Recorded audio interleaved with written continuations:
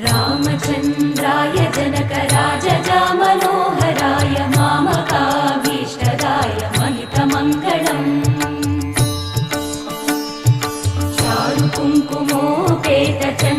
चारुकुङ्कुमोपेतचन्दनानुचर्चिताय हारकटकशोभिताय भूरिमङ्गलम्